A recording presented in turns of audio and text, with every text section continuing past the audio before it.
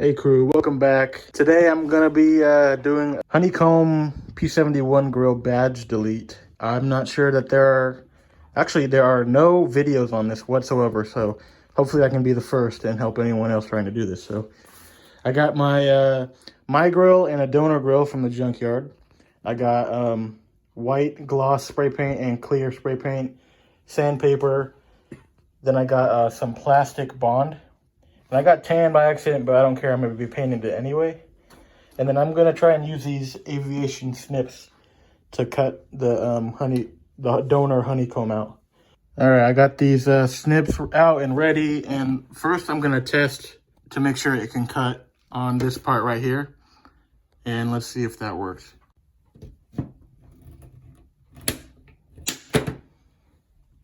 Looks like it works.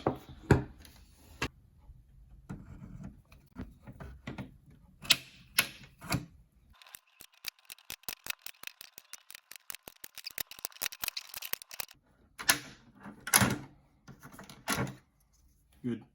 All right, guys, I messed up. So I cut this out, but it's actually not enough.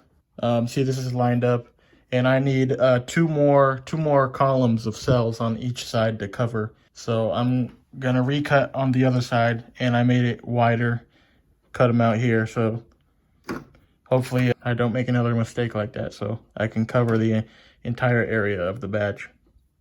All right, now I got the correct size hole cut out. Now I'm just lining it up and marking where I'm supposed to cut again on my grill, so I can get rid of that badge. Now we got it marked where we're gonna cut it, so we can put this in place and match it up just like that. So we'll be ready to delete. Okay, just cut it out. Now we have our two inserts, and now we can plug this one in. I did cut a little small, so there's a bit extra on each side, but that's good. I can just shave some off. I think only the right side is gonna need shaving because most of it fits, so gonna have to do maybe some sanding, get that just right so I can bond it easily. Now what I'm gonna do is knock down this part that collides with the old grill, and I'm just gonna sand it down just a little bit.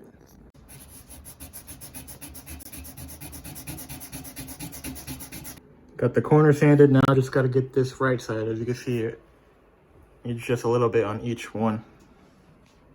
Just finished epoxying, and boy, that was rough. Didn't wear gloves either, so I got it all over my hands. This is pretty much dry here soon. Yeah, that's pretty much dry. So, gonna let it sit for a while longer, and then gonna sand this stuff down and then paint it, and that'll be done. Okay, now just got me a file, and now I'm slowly filing away so that it becomes flush with the rest of the pattern. So keep filing and keep checking until it's the correct height.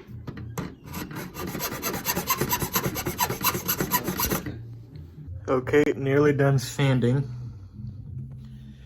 Got a lot of it smoothed out to where when I paint it, it will be hopefully invisible.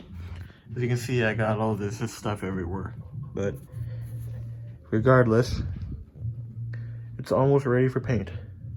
Okay, got this grill taped up and just about ready to paint. A couple coats of flat black and we'll get this going. First coat,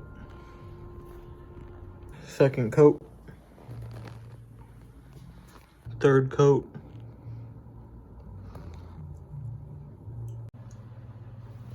Editor Alex here. Okay, so there are a few things that I would change about how I did this now that I've done it.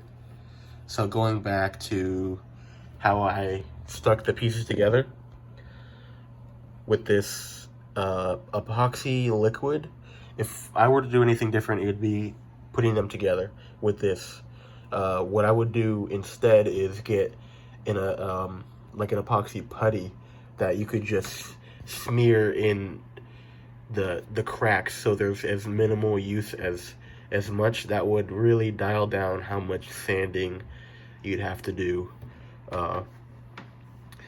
And other than that, I did end up putting about 5 coats of black, but then I did some coats of gloss over it, and I did forget to film painting the edge white also, but I waited for this to dry, the gloss to dry, and then I taped that off and switched places so I can paint this white, and I did scuff that up with sandpaper.